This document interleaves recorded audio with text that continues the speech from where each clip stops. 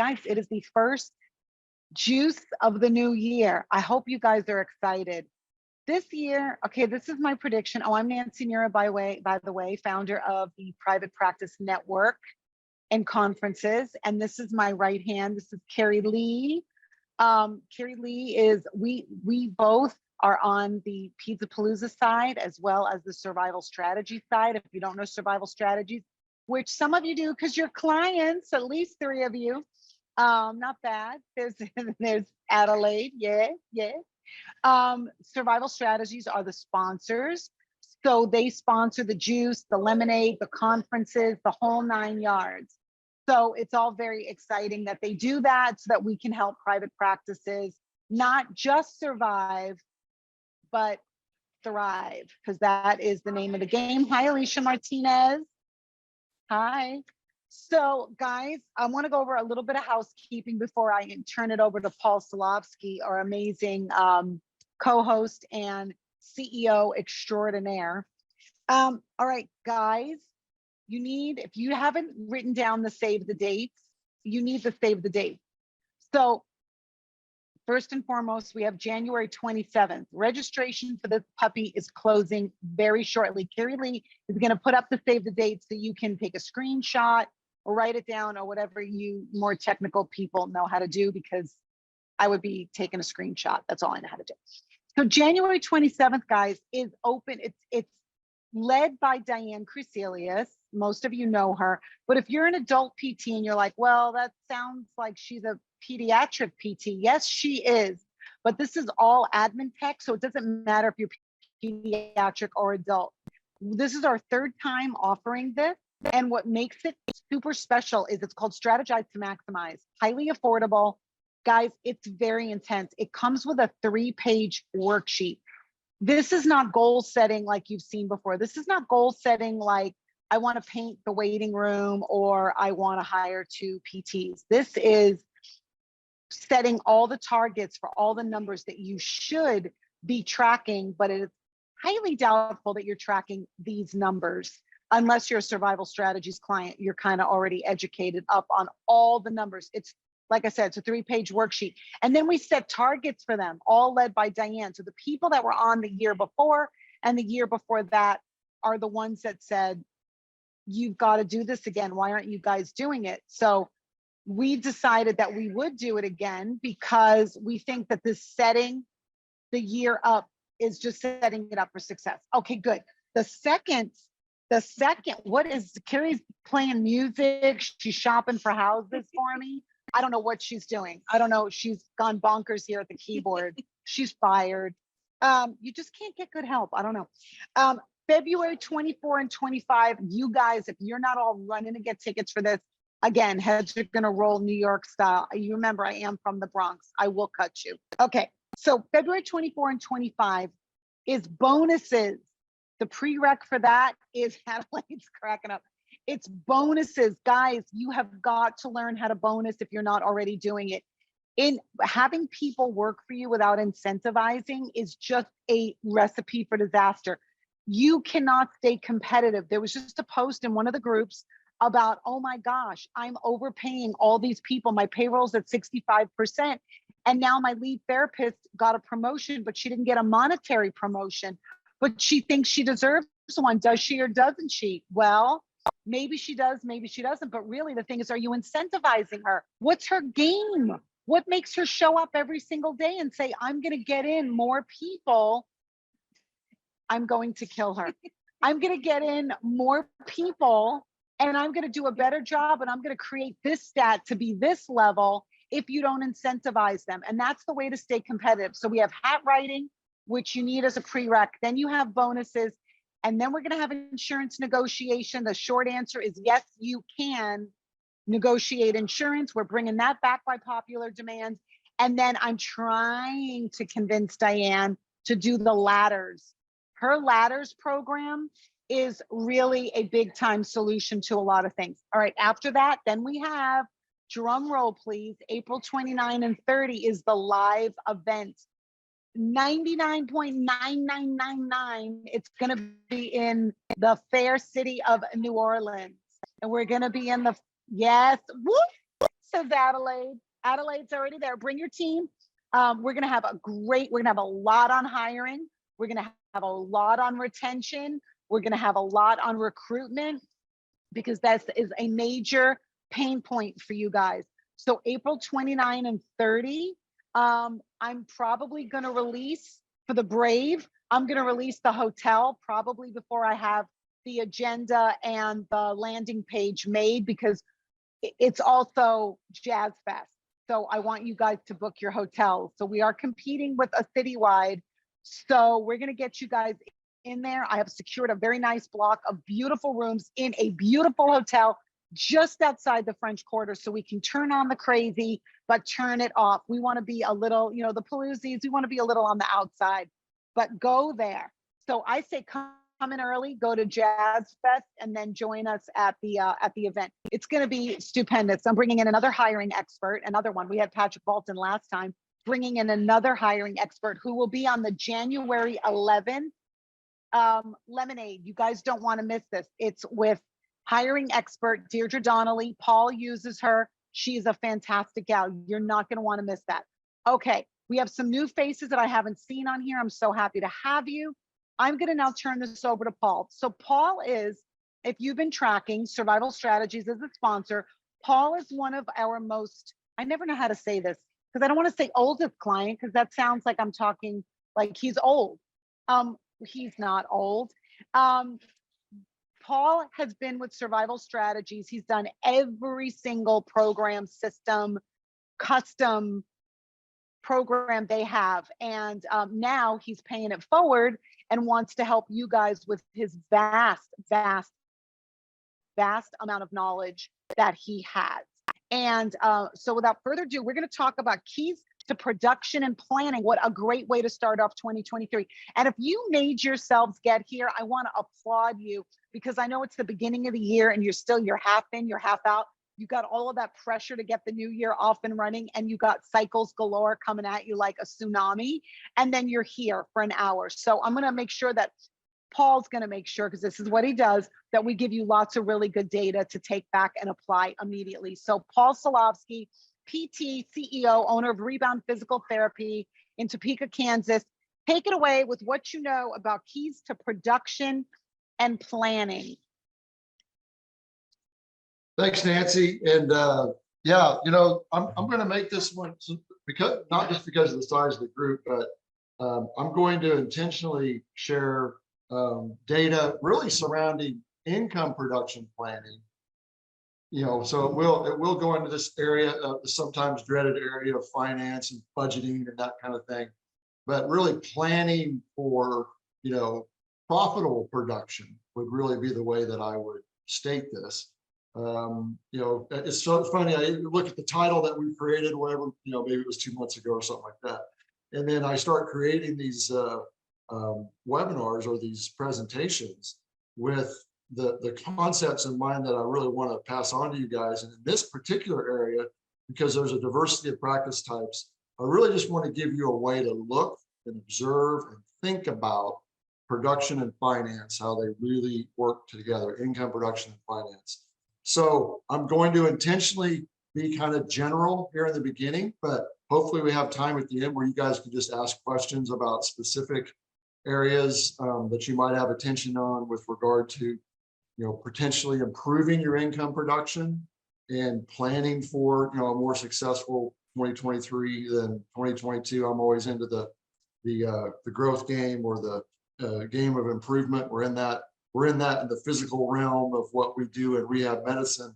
And I believe after talking to literally thousands of private practice owners over the years, we can get better at this skill of improving the viability of our practices. We know how to do that with people's bodies.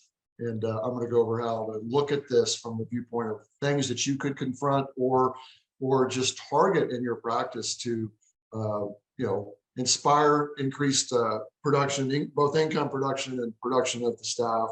But I'm definitely going to tie it to finance, because it's an area that doesn't often get, targeted enough. So, not so much the totality of budgeting, but really knowing where you should be. So am I able to screen share? Okay, good. Looks like it. Looks like I am. I'm going to pull up. I like getting, guiding myself with some slides. Let me pull up. We'll start from the slideshow from the beginning here. So production and profit planning, how to maximize and leverage your 2023 profits is what I put on here. Beyond great care, I want to look at some main profitability and production drivers. And I've already mentioned that I was going to go general to specific here. And, I'm interested in how many of you already know or have a pretty good idea. I'm not going to ask you guys individually. You can ask yourself the question whether you already know what your earnings are for 2022 without your accountant telling you. Hopefully your earnings before interest, taxes, depreciation, amortization, before all the actuarial, all the work that gets done by the accountants. I don't know why this thing's progressing without me punching anything. That's really wild. My bottom line is, get that known as fast as you can, because it's really difficult to, to index or scale to the next level without really knowing where you're at. But here's another driver is having your leadership team, demanding profits from the production. In other words, one of the main drivers of profitability in any clinic and production is the demand for that. And I'm not talking about authoritarian dictatorship, fascist rule, that kind of stuff. But wow, this thing's just progressing without me touching. So I don't know what's happening here. I didn't put a timer in or anything. So you're going to already get the next bullets before I'm done, because I'm doing this hands-free. But Nancy must be on the other side hacking my computer or something, or Carrie. But anyway, that's really wait, crazy. what's happening? Is the slide? Yeah, going I'm not fast? touching anything. It's progressing the talking points. It's really the bullet wild. point is progressing and he's not done talking. That's That's fine. not on our side. That's on just your side. It's on my side. I don't know what's causing it, but hopefully the slides don't just advance. But well, they do. Okay, sorry about this, guys. So I'm gonna have to talk fast. I don't know what kind of setting creates this. But, yeah, Anybody know how to? I'll keep having to go backwards. That's wild. Huh. Anybody that's got pointers on that, let me know, but I have no idea. I didn't do anything in the settings.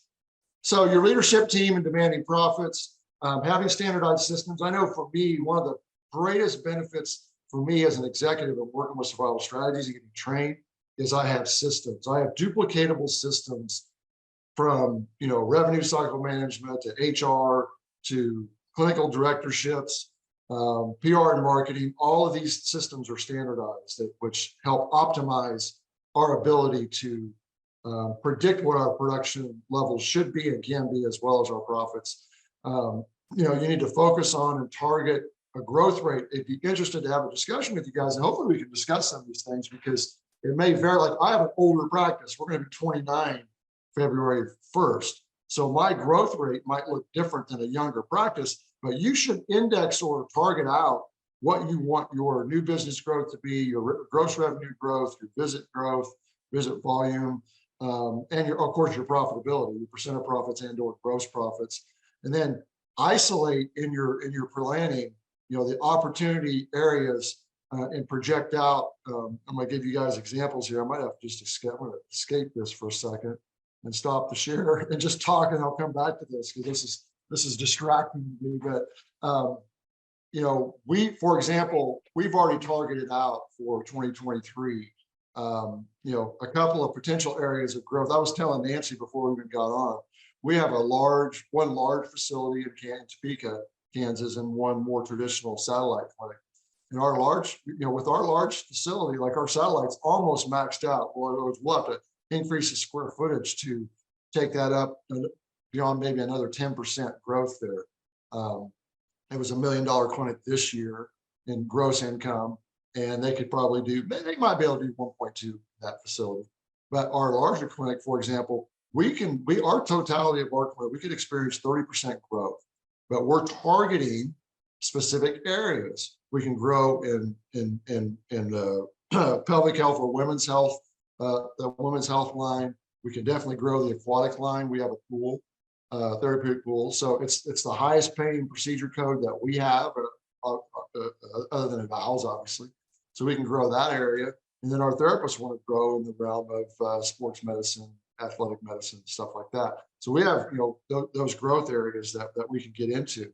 And I might talk, when I get to some other example slides, I'll use my slides and share the screen. But and then the last bullet point that was on that slide that kept advancing was having the resilience and the consistency. Once you nail down your growth areas and your growth targets, like how much new business do you want? 10% more new business? You want 15%, 6%? We're looking at about a 6% growth rate would be great for us because we have a larger organization. Somebody else might want 10, 12, 15%, but 6% new business growth will definitely be much more than 6% gross revenue growth, which I'll get into more later on our production, our income production planning, which is what I'm going to stress with you guys, is what do you have to push on to have an expanding and more viable, profitable clinic.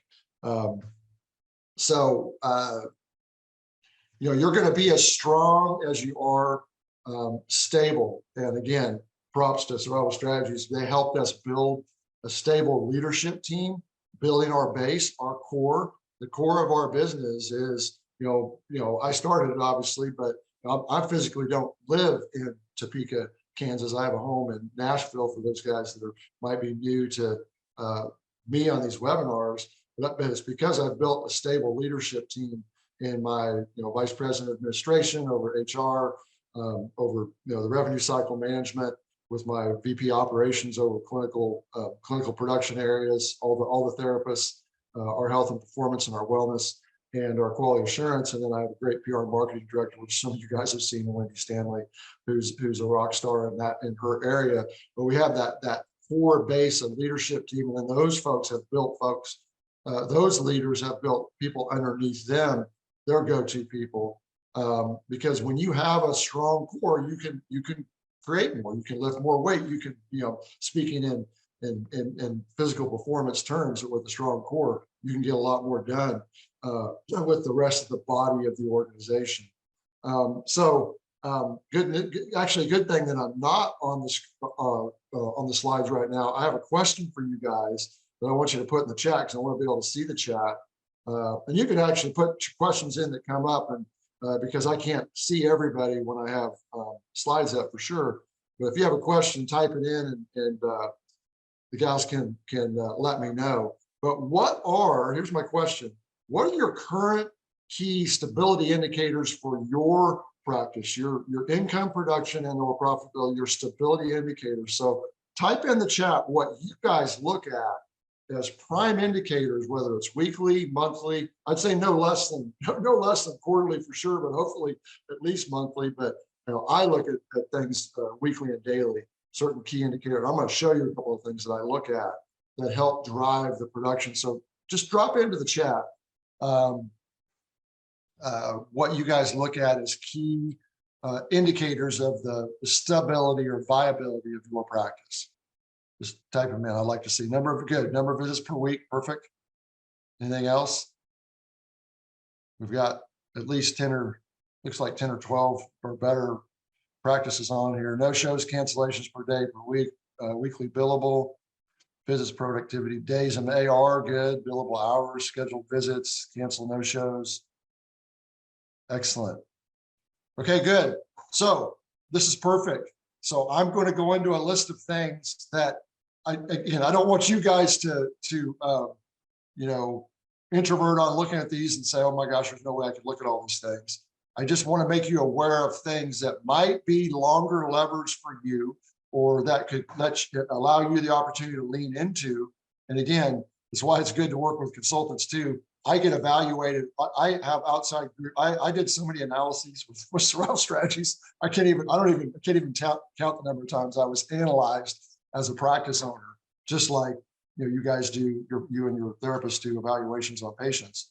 I continually do this, and I continually use all kinds of financial consultants and folks that help Roxanne and I personally, because the practice produces XYZ amount of income, and we have other things that we work on, but we're constantly looking into ways to evaluate how to maximize or leverage our our profitability, the attainment of our goals. And so some stability indicators, I'm just going to go through this list really quick, is the average number of visits or billable hours. I know for the pediatric practice, it tends to be billable hours. I tend to not, I obviously look at them, what the daily rate is, what it is per week, and then of course per month. And I look at rolling averages. I like to look at 6-week averages because I'm looking further into the future. Certainly our new patient volume, and it may not be as prevalent in the pediatric practices because of the life of a patient. I mean, I know new patients no doubt are still important, but I calculate every week the value of every start in our organization. So with good monthly and quarterly numbers, I know the collectible value of one start in our company. So if we have, what we average somewhere in the 60s every week as far as new patient starts. So I'm able to, quantify or put a number to that so that I know, what that area of the company is doing in driving in new business, and what's the future value of the number of starts that we've got. So whether you are just tracking, if you're tracking new patients, great, or evaluations or starts, I convert that to the number of dollars that those patients are worth. The current value of the value of one episode of care, and what those starts are worth. Certainly collections per visit and or collections per episode of care, units per visit, which I'll talk a little bit more about later. And then I think I can pull this slide up, and so I apologize for whatever happened on my settings here. Check this slide out. So I just went through these with you guys. I look every month. I break down our delivery costs by a percentage of the revenue, our management costs, our marketing costs, our facility costs like rent and utilities and everything that goes into that, insurances, whatever, and then the percentage of profits. So I look at the percent of all these things every month, and I'll show you. I'm not going to show you in detail how I do that. I don't tend to I know how to read an income statement or a balance sheet, income statement or a profit and loss statement. I like to see things grouped in simplicities, like what did it cost to deliver visits, what were our management costs, what were our marketing costs, what are our facility costs, and what were our profits. I like to keep it really simple, because these are things I can manage. More. I'm lucky that I've always had good, competent financial support team. My wife did the finances, and now I have a full-time financial controls officer, folks that are actually trained in finance and work directly with our accountants and tax people. So we're at a distinct advantage there. So those 5 areas for me, I call, it's almost like a formula for me. This is how I budget things out. This is for me, so don't project this out on your practice because it may vary on what kind of staff you have. But we like to keep our delivery costs. That's our PTs, our PTAs, our techs, everybody that's on the front line delivery at 45% or less. And then our management costs, like myself, my administrative director, my PR marketing director, some of the other administrative support, but our billing collections costs go under our management costs. Our marketing costs, we're able to keep ours at 10% or less because we do so much in that realm of PR that we don't have to spend 10% of our gross revenue. We were at 4.43 million this last year. And so we did not spend 443,000 on our marketing costs. I'm not including my marketing team in that. I'm talking about promotional actions. So we were less than 10%. So we made up a little bit there, and we're able to allocate it other places. Keeping your facility costs, and this may depend on region, below 10%, we're able to do that where we're at. Our rent's much cheaper than it is even, 60 minutes away, or in some cases, in another case, 30 minutes away in another town. So, so that can vary. You might have to give up some of your profits. We like to shoot for a 20% margin. So I look at these big five in my formula. And hey, Nancy and Carrie, you guys could see those slides okay? They weren't advancing and acting funky? Is that, can you tell me? Because I can't see you guys right You're not screen sharing now. now. Oh my God. Okay. Because now my slides aren't advancing. Yeah, there's some setting where you have it on a timer. So it's not, we can't, my miraculous Carrie Lee can't fix it for you. Okay, well, here we It's go. not a Zoom. Yeah. There you go. Now you're sharing. Good. Well, it wasn't advancing, so I'll see if it does it. Very good. Oh, Good. no, Okay, no. so there you are. What this is what I was talking to you guys about. Here. This is for me. Okay. So like when I do my next, I'm going to do a clinic in Kansas City this year. I'll use this formula for me. All I'm saying is you guys should dive in and you should be able to break out these things for for your income production planning or budgetary planning, and target out what you want it to be. So I'm just telling you, this is what we are currently working on, because as we were growing our practices, we started, a few years back, we were at 15%, and now we expect the 20.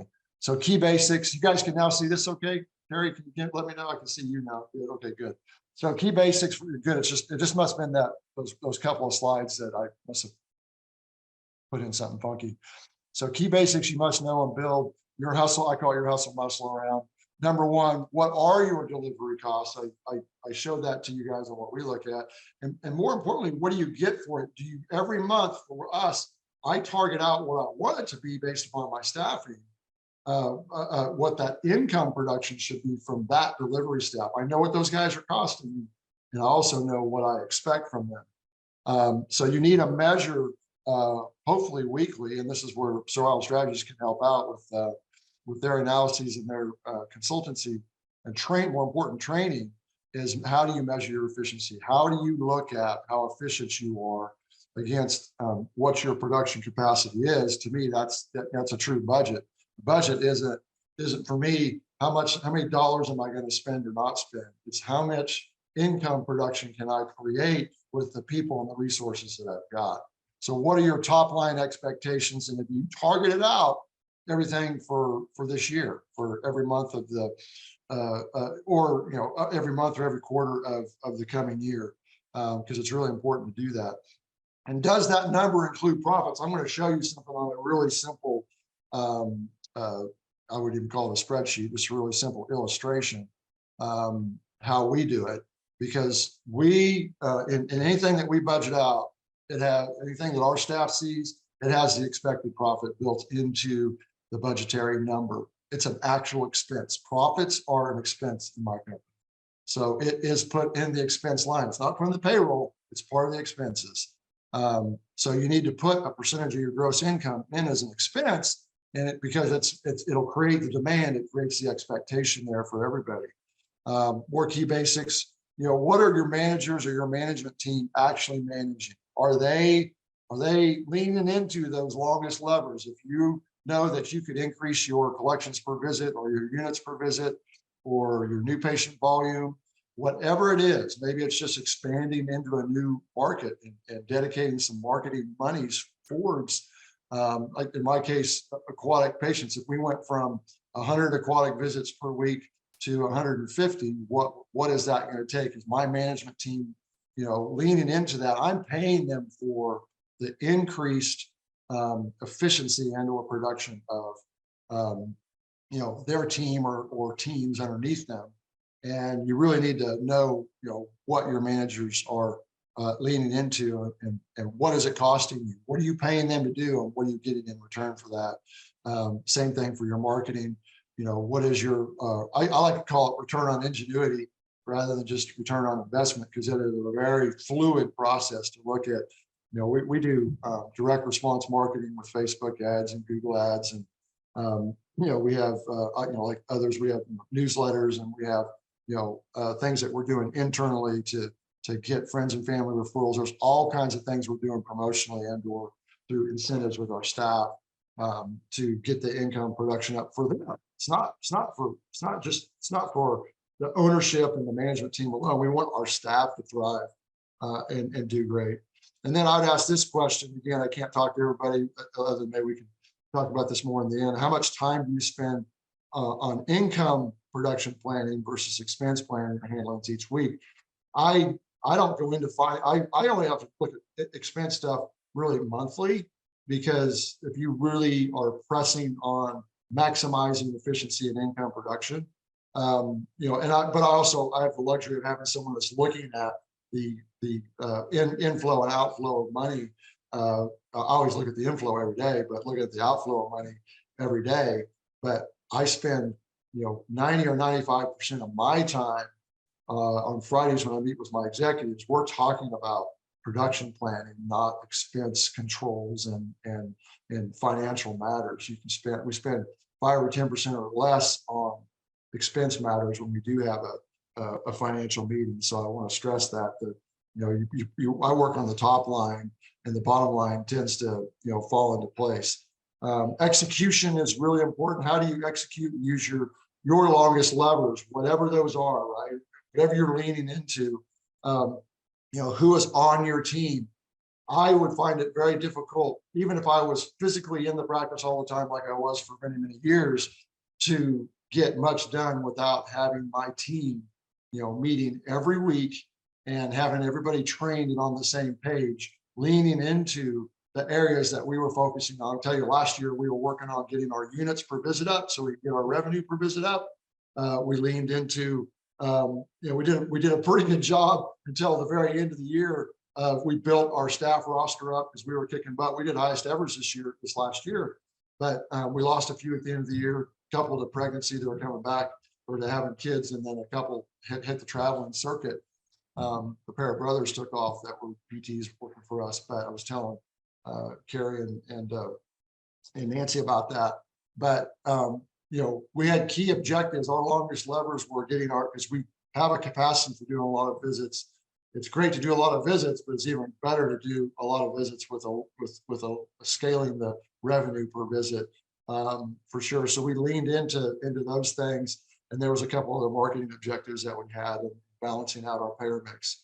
But so do they know? Does your team know and have the profitability plan? Are they have full knowledge, working knowledge of what you are and what you are wanting to leverage, and what you want each of your folks on your profitability team to leverage? Because we definitely segmented that. Bert, our VP of operations, took the revenue per visit and units per visit side of it. Wendy took the diversification of our best types of referral sources, or the folks that the types of new public that pay us the best. And then Janet and I worked on, you know, the staffing and recruitment that we built up, and now we're using an outside source because we have to put it on steroids.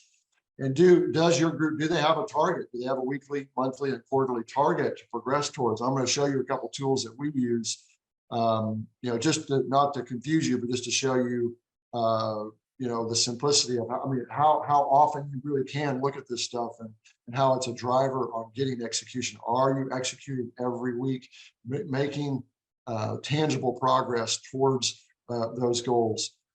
So what are your profitability calculation or your income production and planning tools? Obviously, a profit and loss statement, you aren't going to be able to see that in totality until the end of the month. I told you, you know, I don't like relying on that because it's too late. The end of the month is too late for me to find out, you know, how I did. I want to know as we go. And if I push the top line things, the income production and the production side of caring for more people, doing a good job with more people and making it super valuable for the clients and the staff, then this other, the net profitability takes care of itself. I certainly do review these things every month. And I'm super fortunate to have a trained financial controls officer on staff. And then the monthly, I love dashboards. I have monthly and year-to-date dashboards to be able to look at, you know, not just the visits, but the income production of the visits. So I look at, we definitely look, target out what, as you guys know, in our industry, the production that happens this week isn't always what you get paid for. Obviously this week and sometimes even this month. So we look at the accrual and cash-based production, which I'll show you in a second. I'm going to show you guys, I'm going to give you some real examples, really simple examples of some things that we look at. Obviously your expense and your net revenue. So you know, having simple dashboards so you don't have to wait for a detailed, because I don't get lost looking at an income statement, but the listing of everything is so significant for me that I like to group them by category. And then I love scenario calculators. I'm going to show you a couple of calculators that I use. You should make your own for the strategic things that you're pushing towards, because every month I sit down with my executives and we calculate out how we're doing year to date on our strategic objectives, and we transfer it into you know, a calculator. You say, hey, how are we doing here? What's the score? Because you can look at visits and you can look at charges and you can look at collections, but you have to project out. You have to decide what it's going to be into the future, and hold yourself and your group accountable to how you're doing. And because that's what you're paying for sure your managers for. If you don't have managers, then it's on you. You need to build that management team. Actually, call Nancy and figure out how to get evaluated, how to do that. I'm not giving you a sales pitch. I'm just telling you the truth that if you don't build a group that has knowledge of this. So here's an example. This is just one small section of a spreadsheet. So to give you a background on this, we have 2 clinics right now in Topeka, and then I have a health and performance area that does massage, personal training, and group classes. So we have actually 3 distinctly separate income production units inside one corporate entity. So this is a combined little summary of all 3. So above this on this spreadsheet, I would have the main clinic or satellite clinic and these various health and performance services broken out, so that I knew exactly what they produced in income for the month. In other words, a accrual based. I don't know if you guys know what accrual means, but if I did, you know, 500 visits this week and each visit was worth $100, then, you know, then that's going to be, you know, 500 times 100 bucks per visit of income for the week that was produced. But you guys all know that what came in collections wise that week might have been from what happened, you know, 2-3 weeks ago, right? But I look at it I definitely look at those numbers every week in totality, but this is a monthly summary. I just took some real numbers. Good. So the production revenue for PT and wellness is 412,770. The collections, the actual collections, not on those visits that were done, but what we collected that month was 400,000 for the services. And then I do some other outside services, like I work with, I have some folks that I work with. We have other sources of revenue in our company, and that gets dropped into GI deposited. If I work with somebody else and they pay Rebound, then I don't count that as our income production for my staff in PT or wellness. It's outside in revenue, just so you know what that is. Because I have other income sources in my company. Then there was our actual wages that we paid out. Our expenses, including the 20% profit, okay, and then the net profit of $71,000 and a year-to-date profit of 225. That's up $225,000 above the 20% target. Okay, I'm telling you guys this just so you have a perspective. I always budget, and I told you I put the demand there. And now we didn't start with 20%. In our health and wellness services, we might start at 10 or we might have it at 10 or 12% target. But we always have that built in there, so our managers can see exactly how we're doing, and we share in that profitability. So my management, you know, Nancy was talking about bonuses. My management team, I'm going to pay my guys a percentage of the 71,000 every month.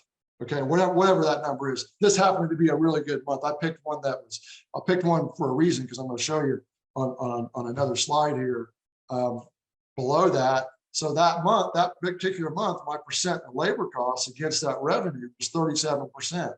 So it cost me for my PT visit $32.23. I know this every month.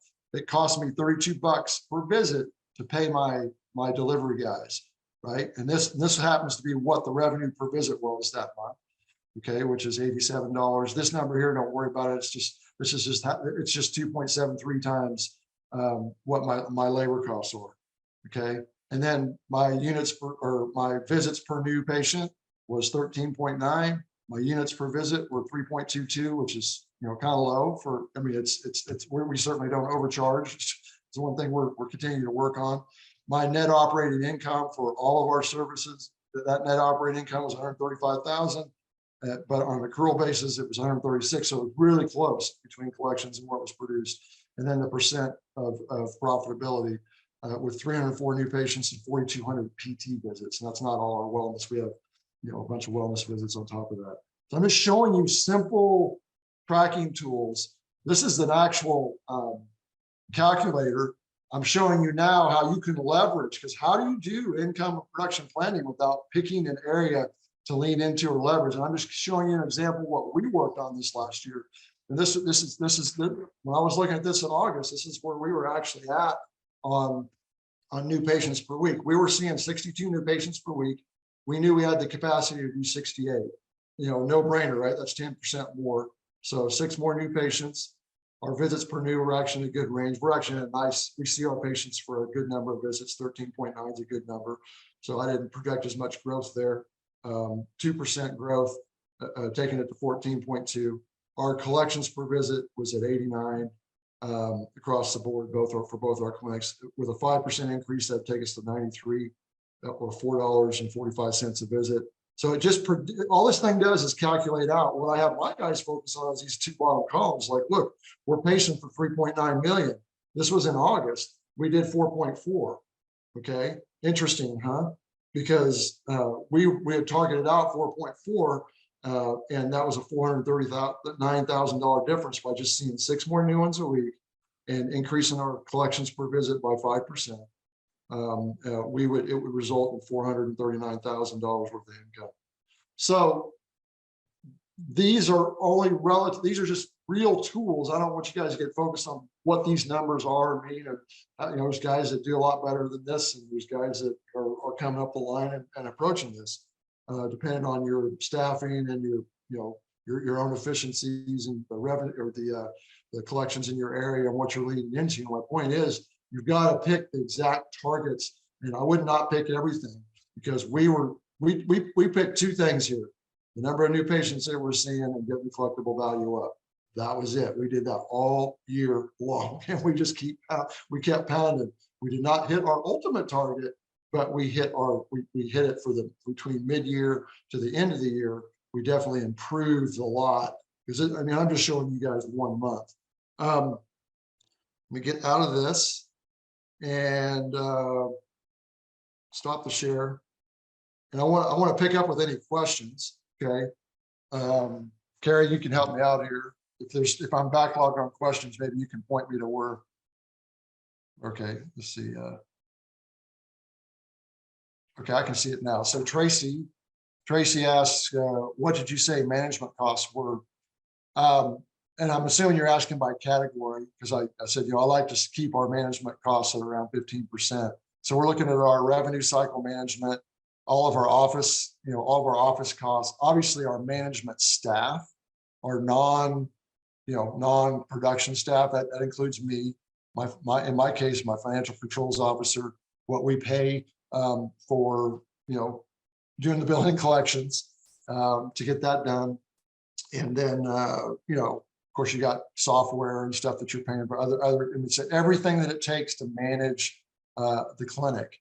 And these are just efficiency benchmarks for us. It might vary by practice type, because we also do a fair number of cash services. Well, I shouldn't say fair number.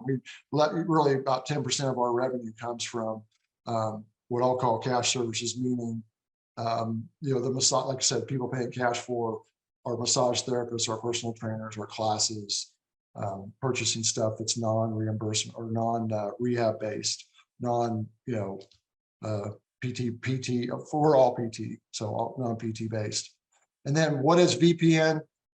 Visits per new, meaning the number of visits per new patient that you start. So you have to have some historical data there, but we calculate out every month what our visits per new are, and then it really kind of averages out over the year. Because if you had a 1 month where we only saw 8 visits per new patient because we had tons of new patients and not a big growth or expansion of visits. And maybe you have the next month where you have fewer new ones and you do a lot of visits, then it's going to look like your visits per new is lower. So you need to have some historical data there, but it stands for visits per new patient.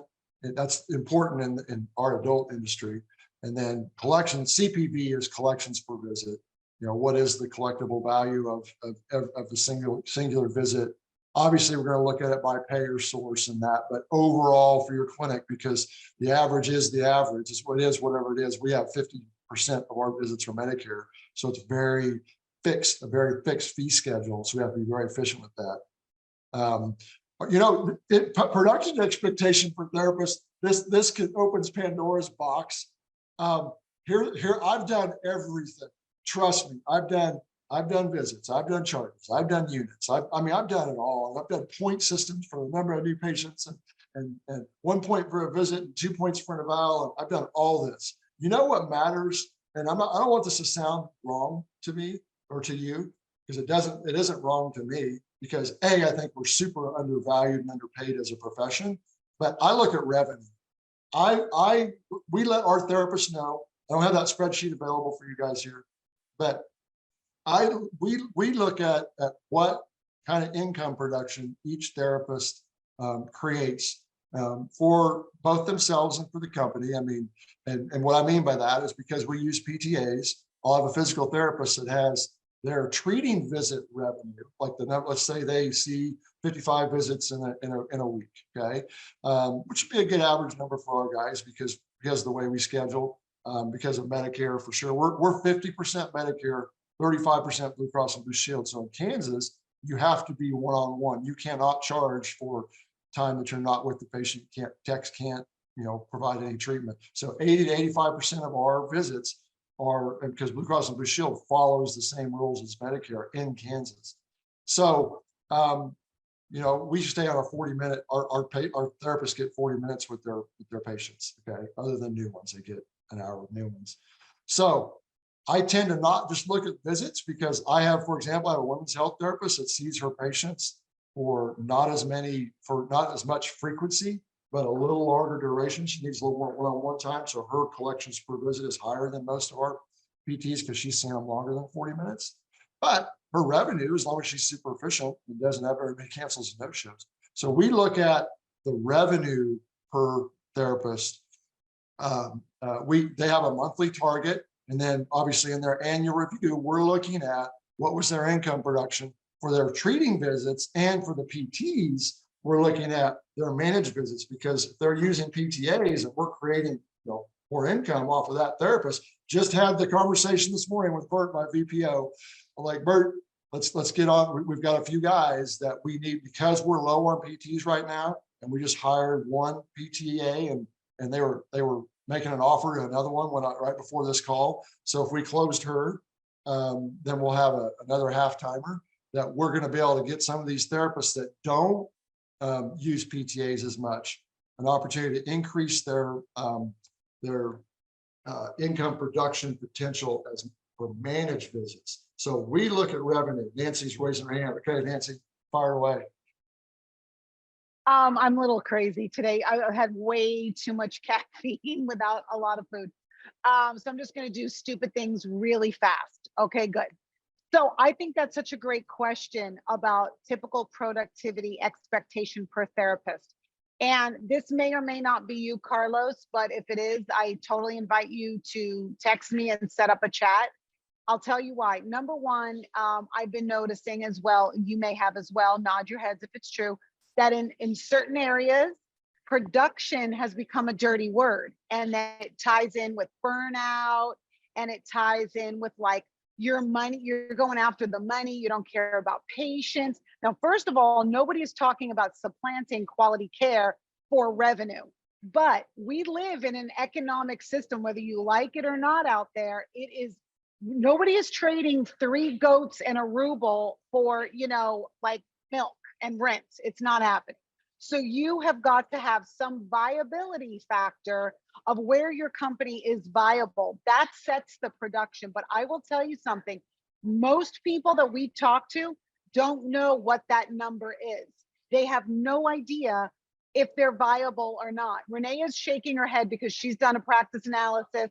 She's done the management program, and she works with a software program called OMS that documents this and shows this to you for you. So what I find is that most therapy owners do not necessarily know the rate that their people are producing. So they take a look, people look busy, they look like they're making money or not. Sometimes you look and you look like you're in the red, but that's just because your ARs aren't in, or you look like you're in the black, but you're really not because your people aren't producing. Or for those of you that are in peds, that most of you have wait lists, they'll tell me, I cannot talk to you until I hire 2 more clinicians. And then we do this and we get in their numbers and we find out you don't need 2 more clinicians at 60, 70, 80, 90,000 a year. You need to get your production up. So I think Paul did a fantastic job at answering that question, but you have to know what that number is. You have to know at what point you are viable based on production. Would you agree with that, Paul? Am I? 100%. The early slides I laid out, you have to determine what you want your profitability to be, and then you got to back into that. So that number will tell you what that production needs to be. It's never been driven by an industry standard. Here's the beauty of working at Rebound, in my estimation, because we have grown and we've been fiscally responsible year over year over year and been profitable, is our guys don't have to see as many as some of these guys that tell me they're seeing 3 an hour or whatever. They don't. 1.5. I mean, a 40-minute visit, it's 1.5. You see one for 40 and you see another the next 20, that's 1.5. Yeah, there's 2 people that you're seeing, but you aren't completing 2 visits. And because we have built our volume up, when I go open this new clinic in Kansas City, that PT is going to have to work their ass off to create the revenue required to fund that clinic. And she's an 80, but right now it's one of the therapists that we have. So she's an 80-some thousand dollar a year therapist. It's really going to be tough for her to make it in that clinic without producing 3 times that her pay, because I still have to cover the overhead. Luckily, management's going to absorb a lot. It's not someone having to do the billing in that clinic. It's not a manager boots on the ground. She just can go in and start producing. Well, luckily we can support that. But you really do. That's a great point, Nancy, because you just back into it. It's like, what do you want to be? Because it's your responsibility to get them to that number. If you're going to reduce the production expectation, you're also going to reduce your ability to pay yourself and them better in the future. So you got to get them playing the game. Sorry, I mean, it's really super loud back here, but we get so many people when they first start talking to us that are not even taking a paycheck. They don't think a paycheck is even in the realm of real. They're always like, it's so tragic to me because it doesn't have to be that way. And there is also word on the street. I hear this a lot that you just can't make money in private practice. I'm like, oh, you should see that OMS system. I'm telling that software, you would definitely change your mind on that.